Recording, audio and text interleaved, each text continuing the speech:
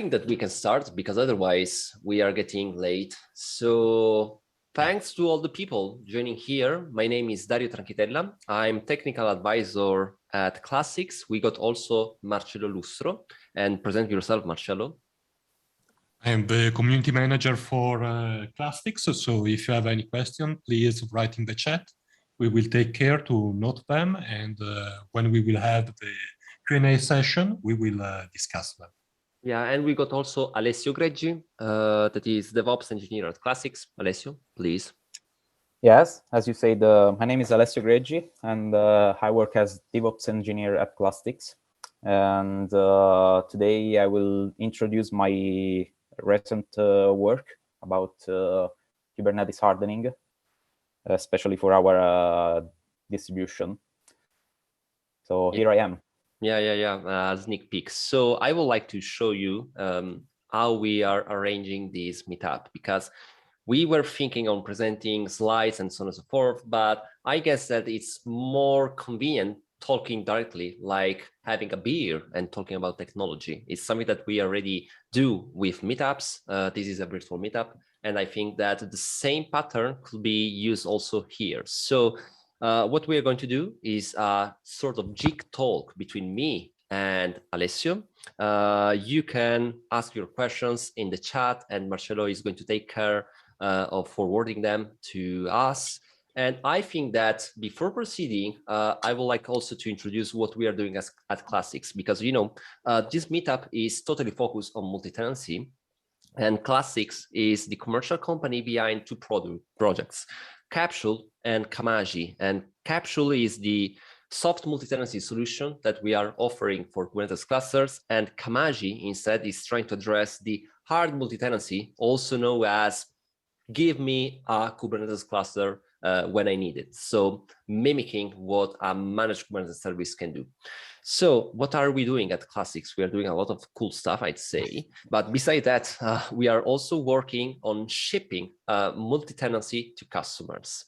And keep in mind that sometimes people tend to make some confusion on multi-tenancy and multi-cluster management, because, you know, in the past, I started doing DevOps and site reliability engineering in 2016, 2017.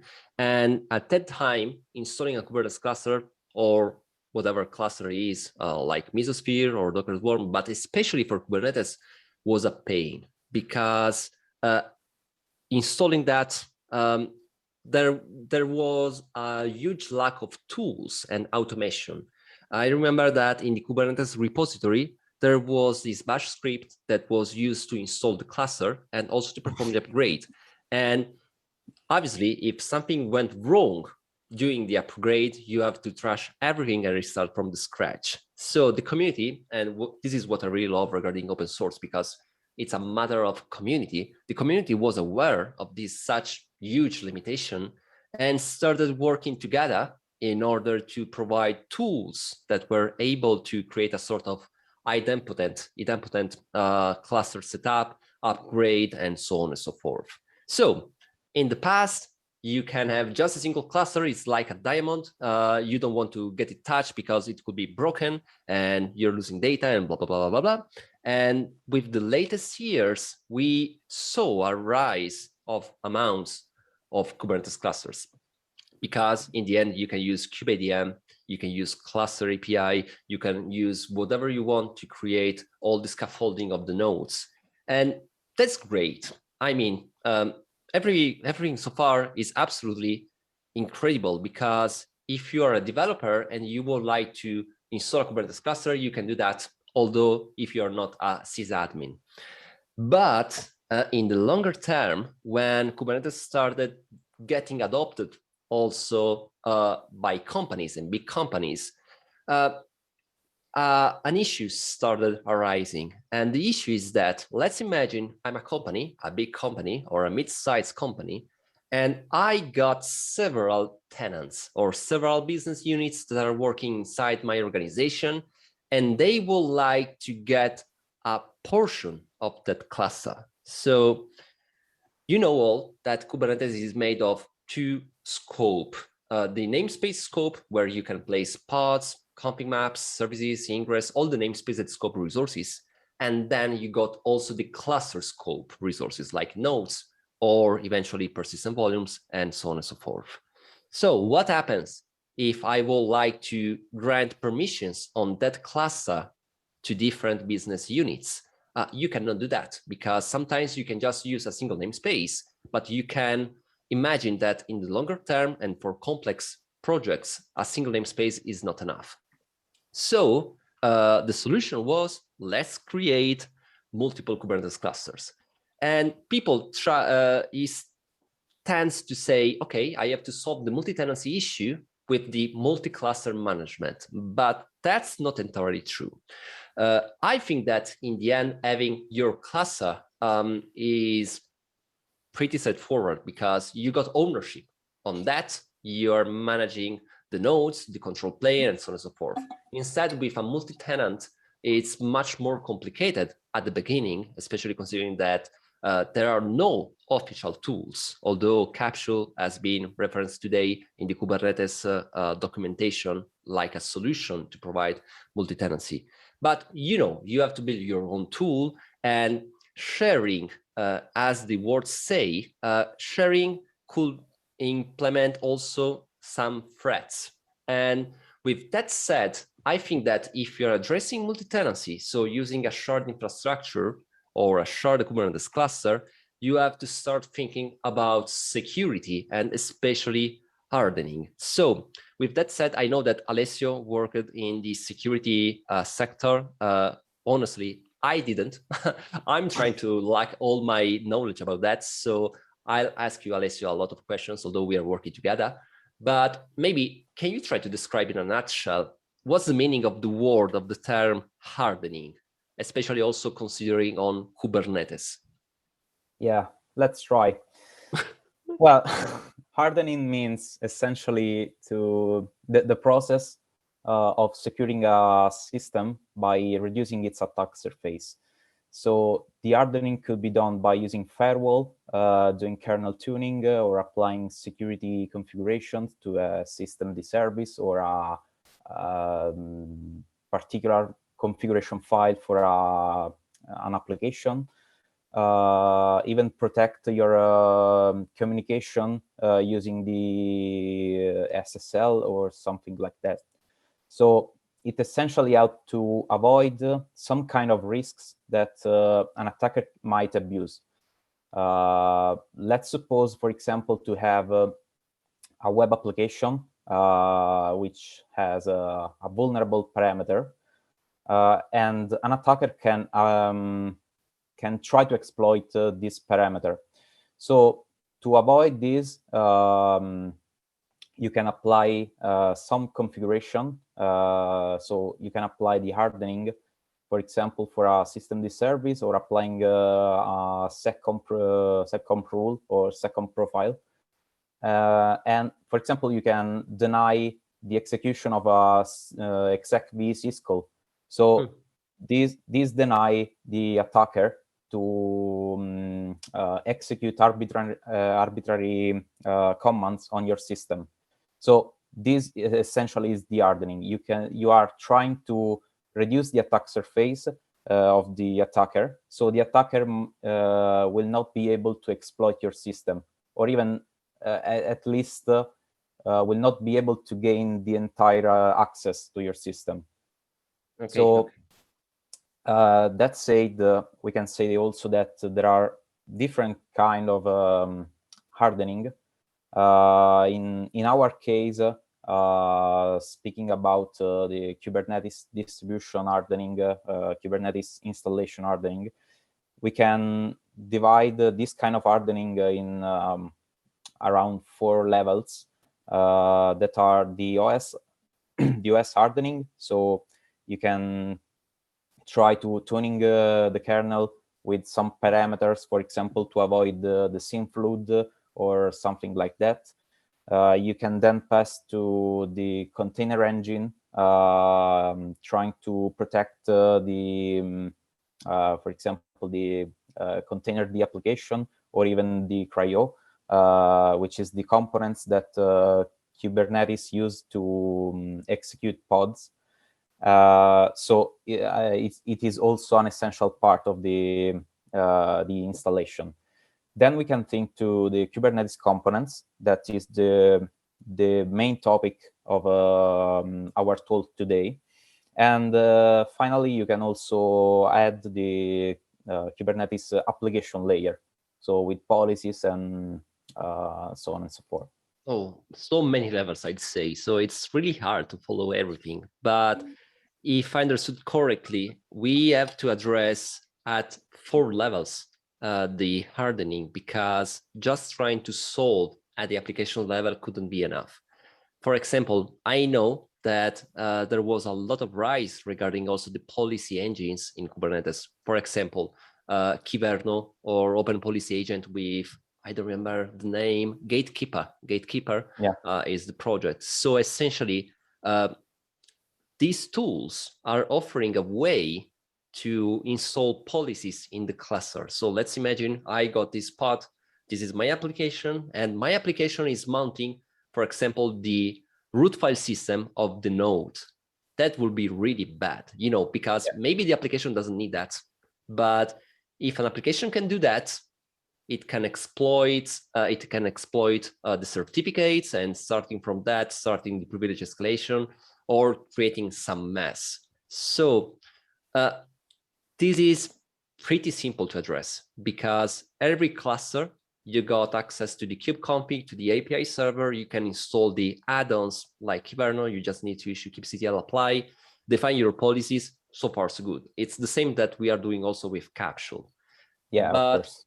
How can we address that for the underlying levels, especially for Kubernetes? I mean, which kind of hardening can we provide for Kubernetes? Which tool can we use, for example, according to your experience? Which kind of hardening we provide is the SIS benchmarks. And it is how can I say, Kubernetes component configuration. Just a little introduction about the SIS. This kind of guideline is published by the Center of Internet Security, which is a non-profit organization that publishes cybersecurity best practices. And it is really common, not only in the cloud native field. In fact, you can search for SIS benchmark about OS operative systems, but also for application, maybe the most common applications. So there are a lot of SIS benchmarks that you can read, and essentially those are a kind of guideline with some commands that you can execute to understand if your installation is potentially vulnerable or not. Okay. So to answer your question, which kind of hardening we can apply, we applied for now the SIS benchmarks. Okay. So our Bible, not for being blasphemic, but it's going to be the SIS benchmarks, right? Yeah, for now it's the SIS benchmark. Okay. And obviously, these cannot be applied at the application level. So it means that we have to address them at the installation level, right? Yeah, exactly. Because, for example, you can find SIS benchmarks for the Windows operating system, the Linux operating system, but also, as we found, also for the Kubernetes installation. And this guideline is focused on the Kubernetes components, so the API server, the scheduler. Okay. We are going to talk about that. But first, I know all the hype behind that, because if I recall correctly, it was this year. I don't know, because with the pandemic also, it's really hard to try to count all the years. But maybe it was at the beginning of this year, the NSA released a document, sort of hardening guidance for Kubernetes. can you try maybe to explain what's the difference between this document by the NSA and the CIS benchmarks? And why did you adopt for CLASTIX the CIS one? Let's try to answer to the last question first. Okay. So the CIS, as I say, is one of the best way to reduce the attack surface. It has also a great, a long story starting from the I don't remember the end of the 90s. Anyway, for most experts, the CIS is the gold standard for security benchmarks. It has also a great community behind, so it's probably the most common guideline to do this thing. And while the CIS is a compliance gold, the CIS benchmark are very prescriptive and usually offer minimal explanation about what you have to do, what are the remediations. Essentially, they try to provide minimal commands that you can run on your system to understand if you are vulnerable, and if you are vulnerable, how to avoid this situation, this security issue. Instead, the NSA felt there was a need for a higher level security that could explain more the challenges and the rationale behind Kubernetes security. So we should say that the two can work as perfect complements because they don't in conflict with each other. You get strategies and rationale with the Kubernetes hardening guide offered by the NSA and the extremely detailed prescriptive checks controlled enumerated by the CIS.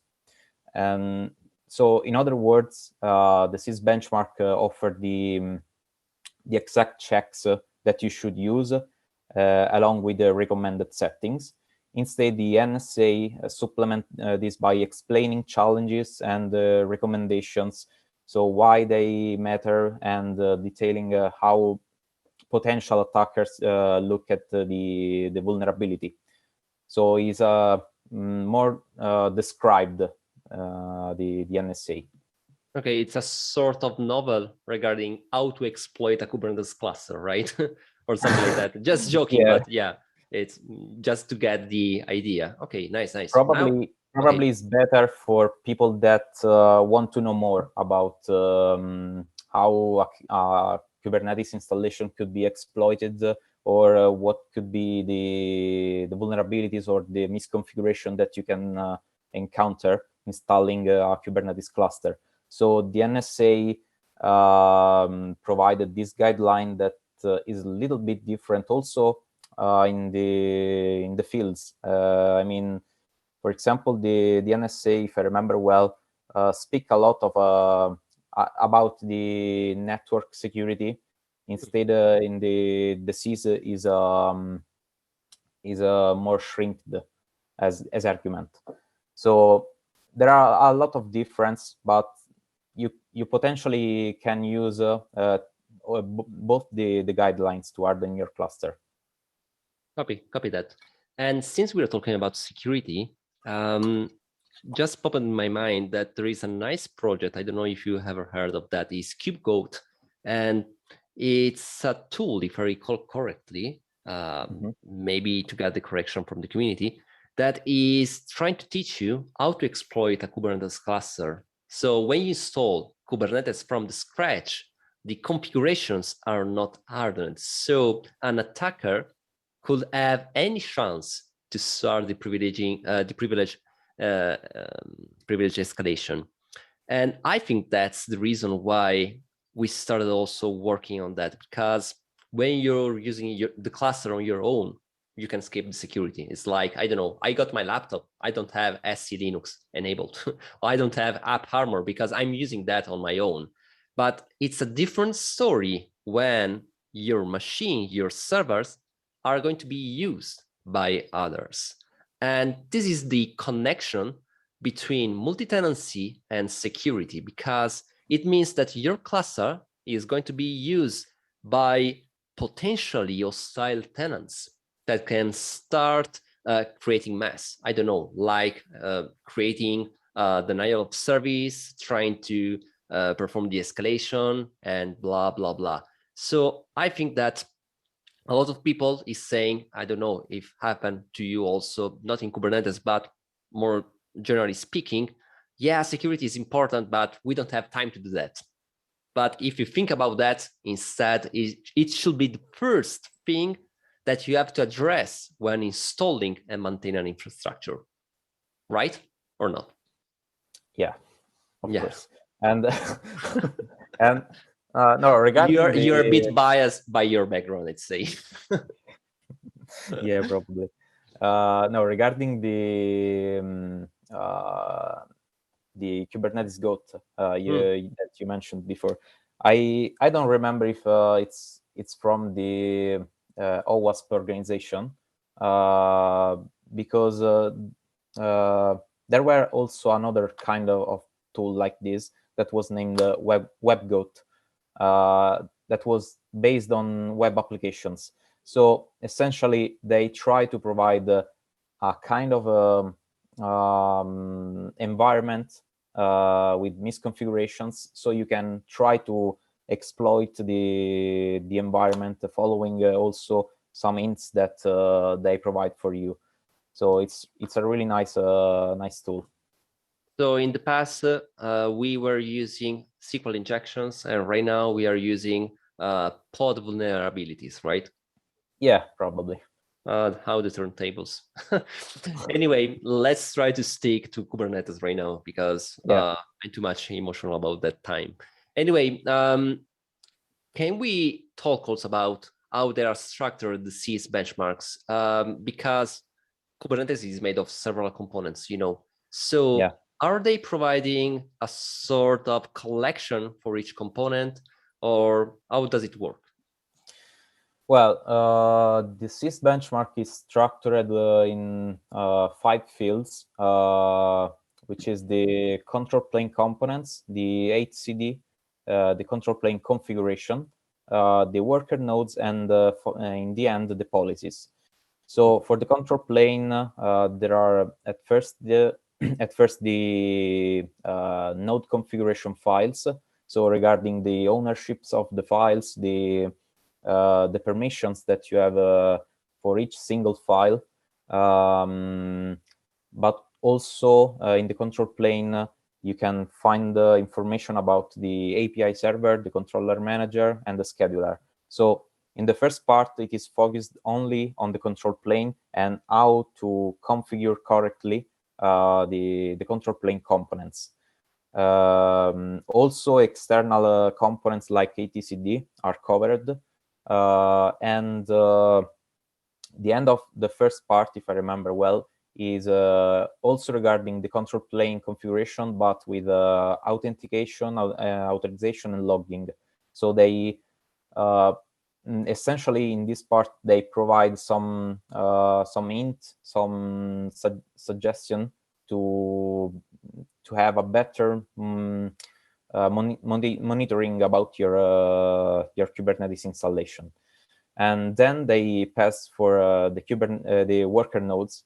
So they speak about the configuration files also in this side, and there are also remediation and configuration for the kubelet. And finally, we found the policies. So with the RBAC and the service accounts, and also a little section about network policies and the CNI. They talk also about the secrets management and extensible admission controls. So this is the structure of the CIS benchmark. It's a lot of stuff, I'd say. But first, a quick question from my side. When you're talking about control plane configuration and logging, are you referring to the audit log? Or... Yeah. Okay, audit log. Okay, that's great. As I said before, it's a lot of stuff. So how can we address that?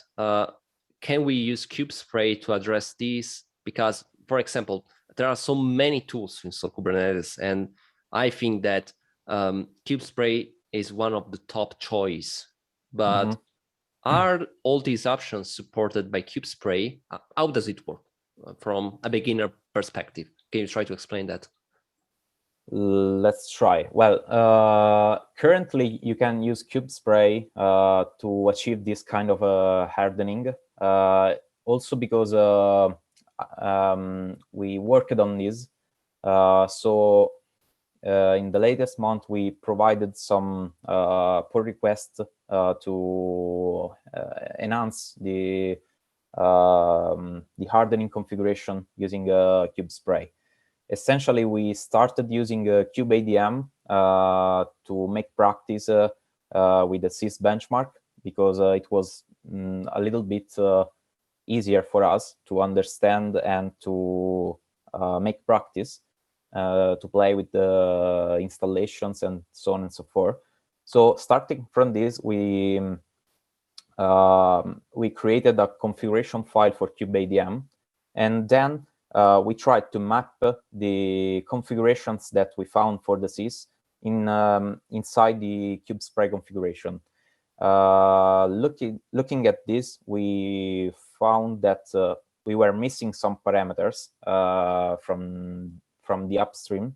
So we decided to contribute with Kubespray to enable this kind of configuration. So we tried essentially to enable the hardening on Kubespray.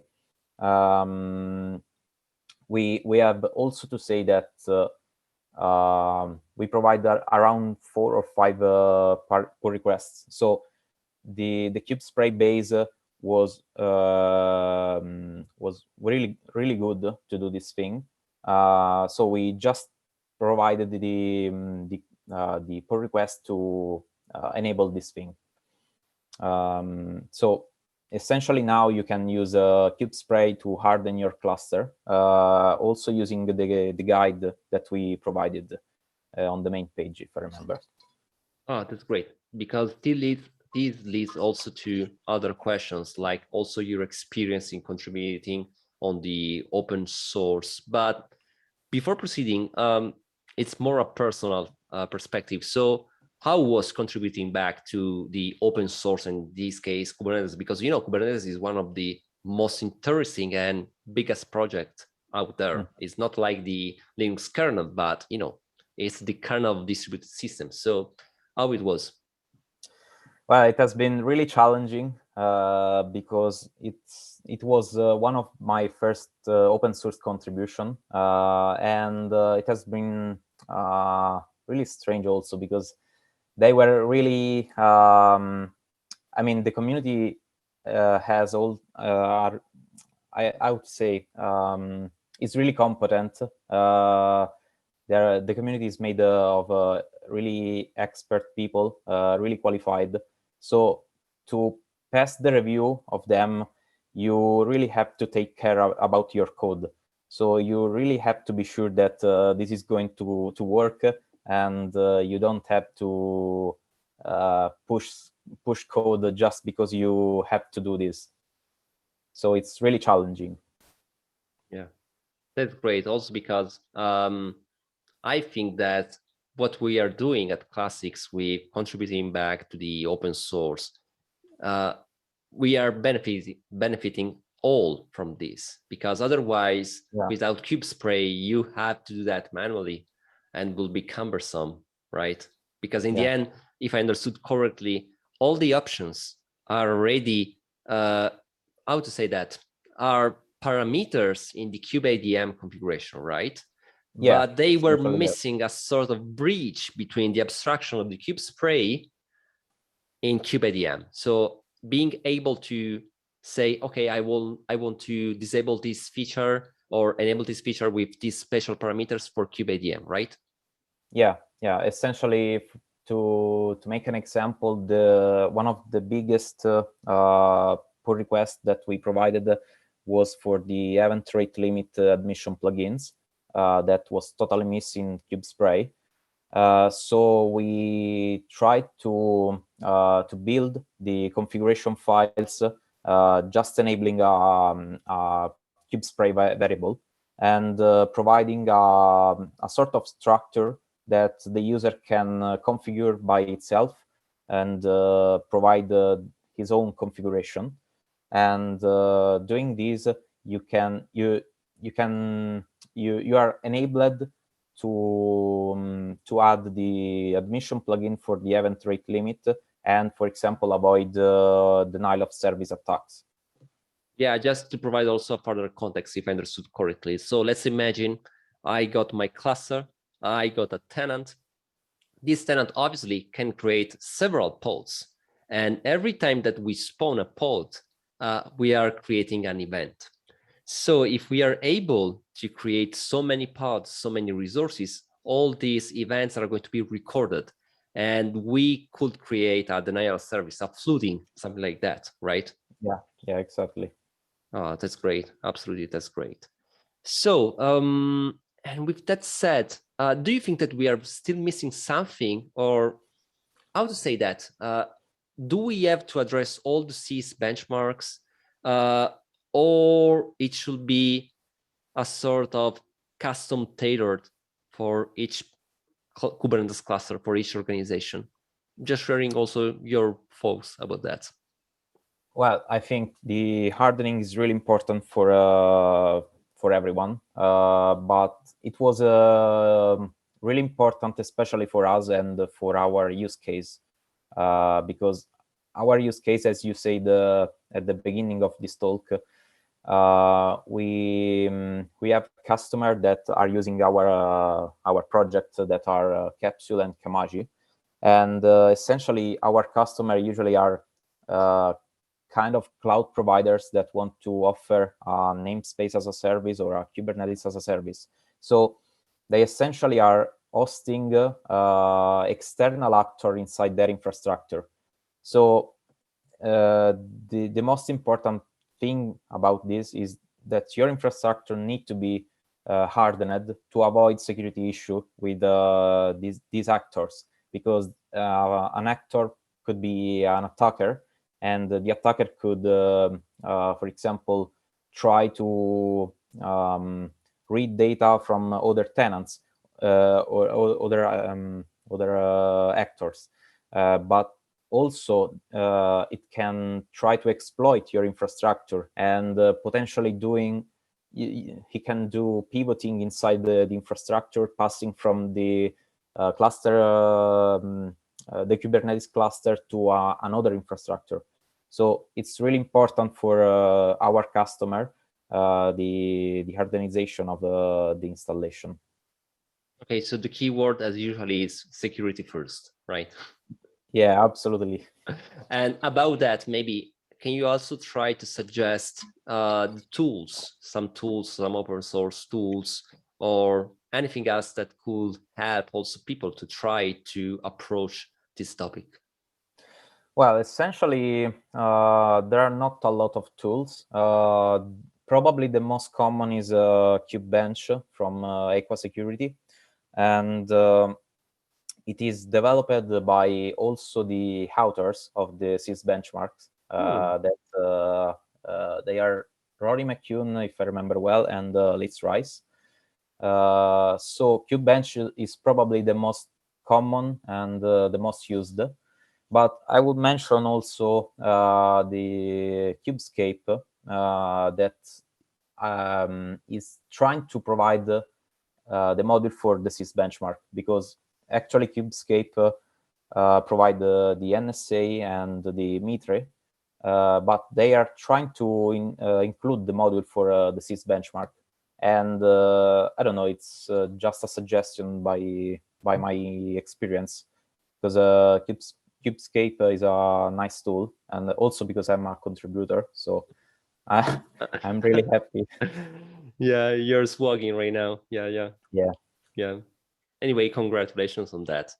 What I really love regarding this world is that with open source, we are able to act as a community, and with the concept of the community, we can achieve great results, and that's absolutely amazing.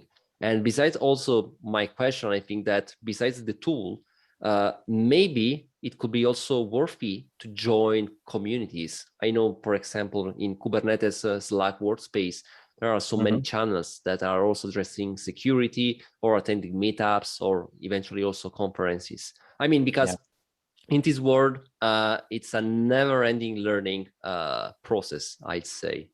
Yeah, and I would say also that provide a pull request for an open source project. It has been also helpful for us to improve our code level. So we are also passing a kind of a pair checking from the community. So we are pretty sure that the code is working and is working well. So it is also the powerful that the open source can offer to us. Yeah, that's great. Two birds, one stone, I'd say. Yeah, that's great. Okay, I think that we are near the end of the meeting. So I don't know if you would like to add something else, or we can open the Q&A session. So I'd say that we can thank you, Alessio, for your time, and congratulations or also on getting your PRs merged in Kubernetes. Is a great achievement. I'm working also on that, although in a different area because I'm contributing to Cluster API. But maybe we are also to talk about how to secure a Kubernetes installation using Cluster API, because Kubespray is creating machines or using SSH access to the machines. Instead, Cluster API is doing a lot of black magic stuff, but it's another topic. So thank you so much so far. And I think that we can open the Q&A session. Thanks. Okay.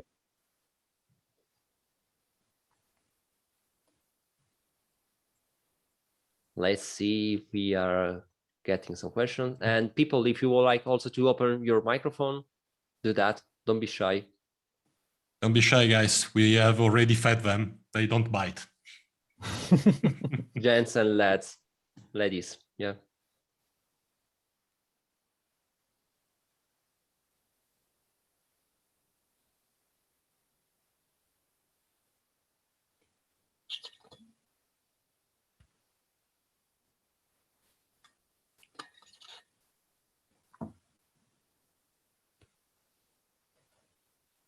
Okay, we got Cristiano that is leaving.